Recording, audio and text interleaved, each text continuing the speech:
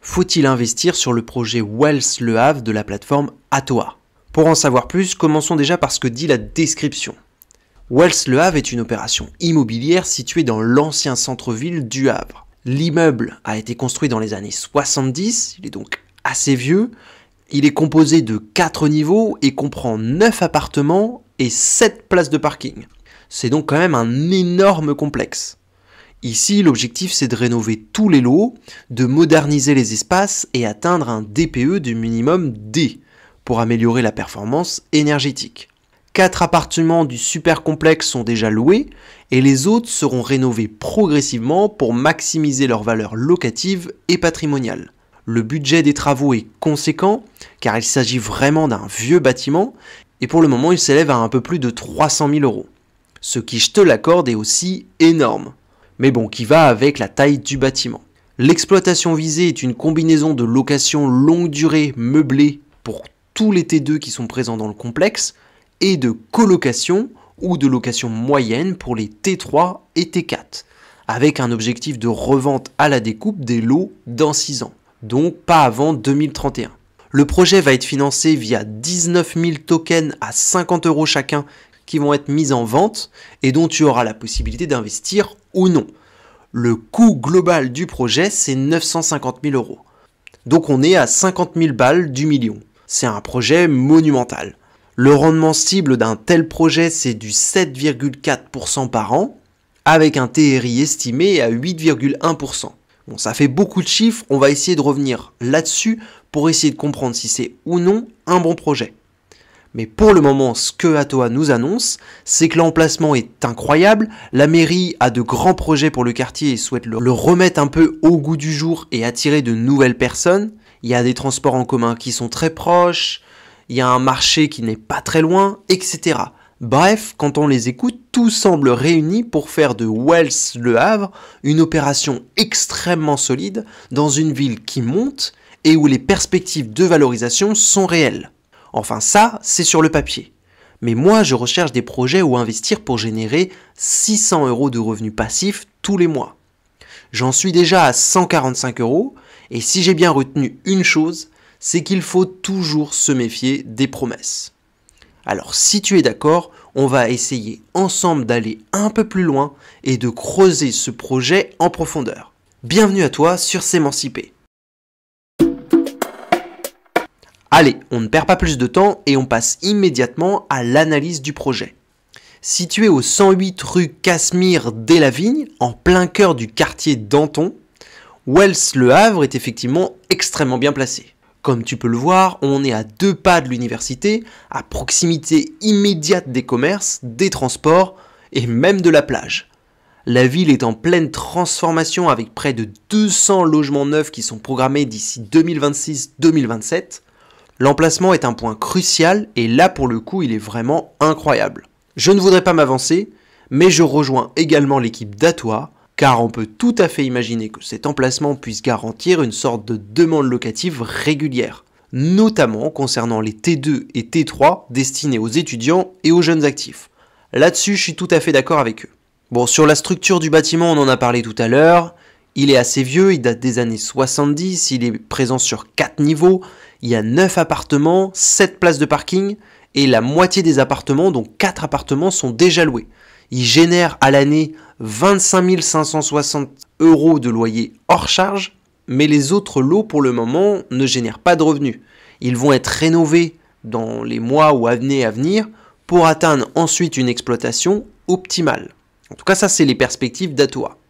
Le T4 du rez-de-chaussée sera découpé donc en 2 parties, en 2 T2, un de chaque côté, ce qui devrait permettre de s'adapter à l'offre et à la demande locale pour maximiser le rendement. Moi, j'ai déjà fait ça dans un appart que j'ai acheté également en France et effectivement, je pense que au vu de l'emplacement et au vu de la taille du complexe, le fait de le découper en petits bouts comme ça, mais c'est une idée incroyable. Enfin, j'aurais adoré participer à ce projet. Chaque appartement bénéficiera donc d'une rénovation complète, le sol, les murs, la salle de bain, cuisine aménagée et un travail sur la performance énergétique pour viser un DPE au minimum D. Bon, moi j'ai pas retrouvé l'info de quelle est la note actuelle du DPE, mais je pense qu'elle doit être assez basse. S'il vise un DPE en D en rénovant quasiment tout, Je pense qu'on est peut-être sur du E ou du F actuellement. Ça, c'est peut-être un petit point noir. Parce que viser du D, c'est très bien, mais est-ce qu'on peut pas viser mieux?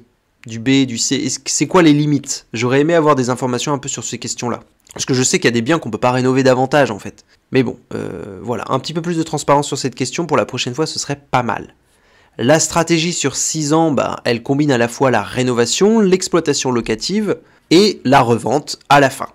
Si l'on regarde le prix du marché local, le quartier de Danton est particulièrement intéressant parce que les prix ont augmenté de plus de 24% sur les 10 dernières années.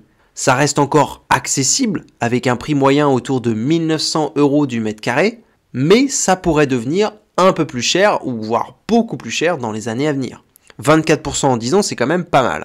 Les petites surfaces comme les T2 et T3 sont très demandées, avec des loyers moyens compris entre 13 et 20 € du mètre carré. Ce qui donc correspond parfaitement à la stratégie de location longue durée meublée ou de colocation. L'attractivité est renforcée par la proximité des universités et des écoles supérieures, créant alors une base de locataires fiable et dynamique. Côté risque, parce que là j'ai dit tous les points positifs, mais il y a des risques bien sûr.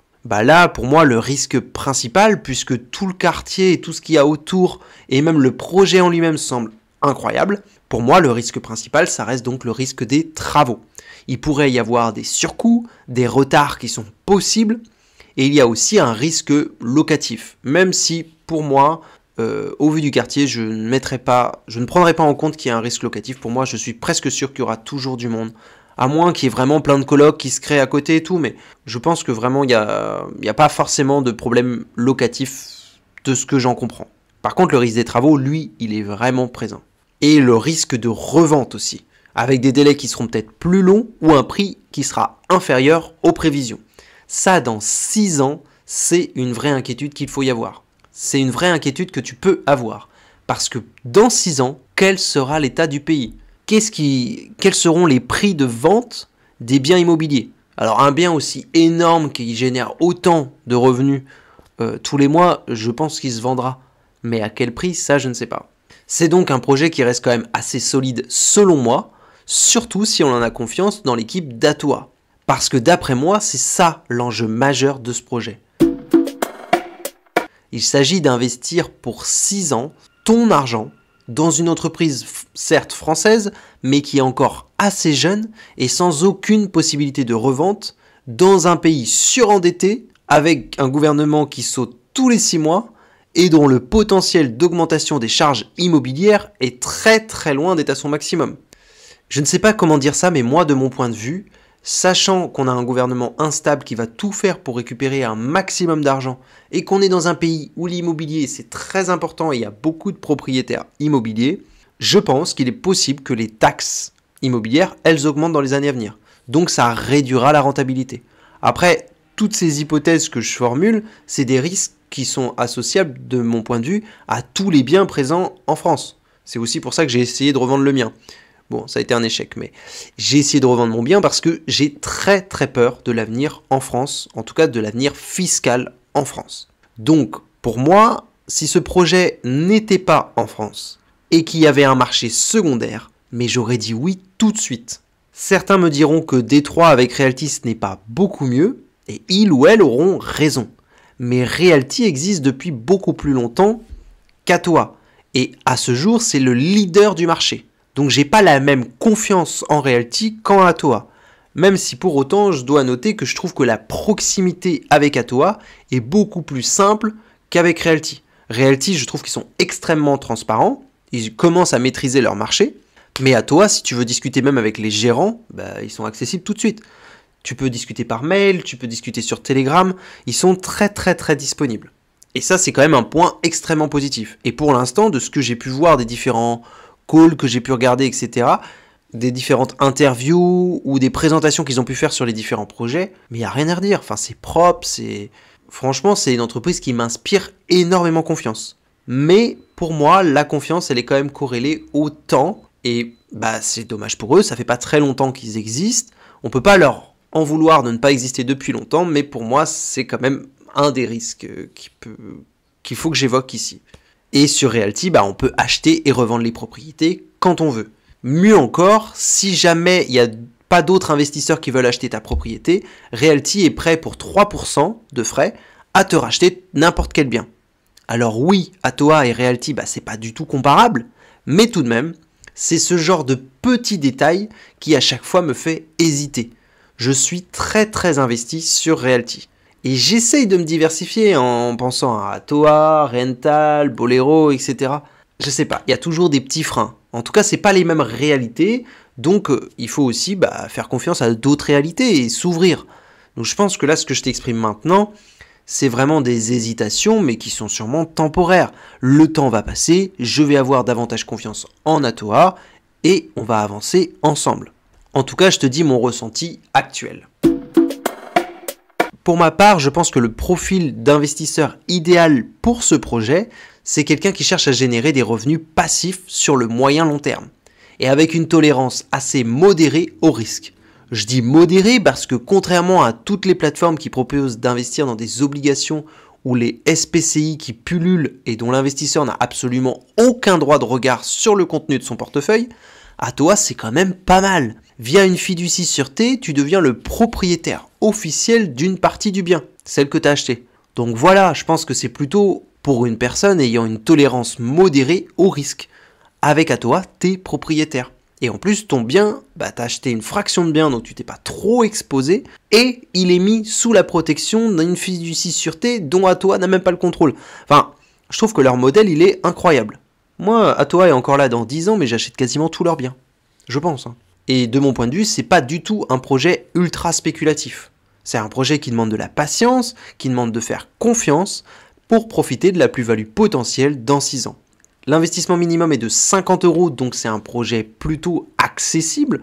Même si tu n'as que 50 € à mettre par mois, tu peux mettre 50 € dans un projet comme ça. Donc je trouve que franchement, c'est très accessible.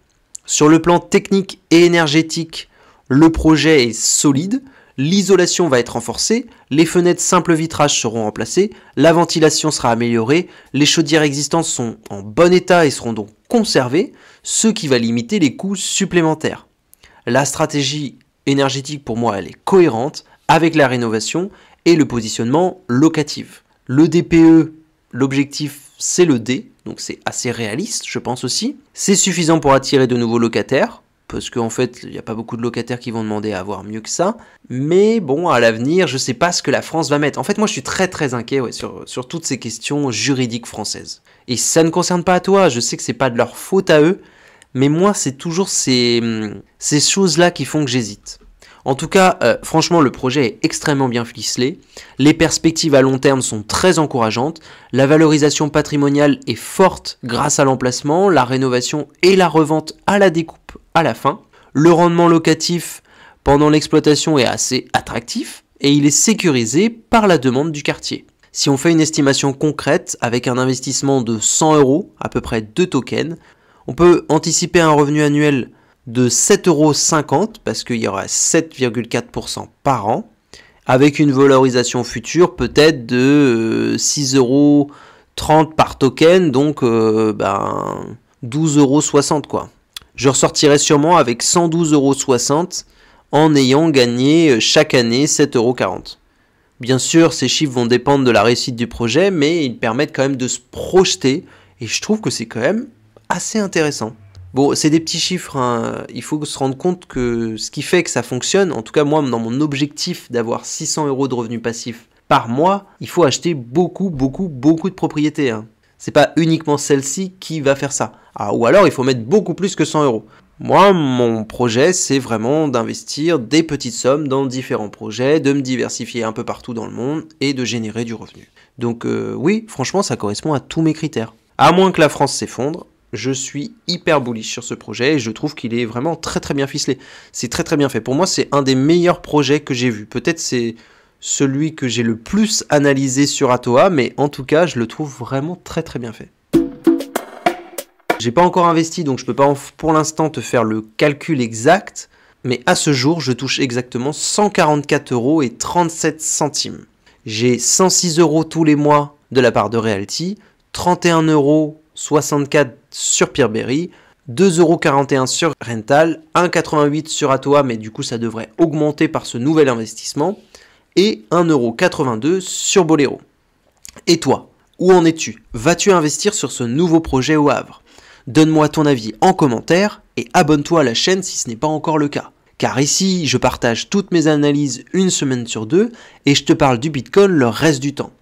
Et d'ailleurs, si l'équipe d'Atoa passe par là et qu'ils ont un avis ou des réponses à apporter sur certaines des questions que j'ai pu poser sur ce projet, n'hésitez pas à me le mettre en commentaire, je serais ravi d'y répondre. Et je pense que ça pourrait intéresser d'autres personnes. J'ai d'ailleurs pris le temps de comparer Atoa avec Rental et Realty il n'y a pas si longtemps, alors je t'invite vraiment à regarder cette vidéo. Investir à Dubaï, c'est un bon plan ou une grosse arnaque? Je te souhaite un très bon visionnage et je te dis à la prochaine. Ciao!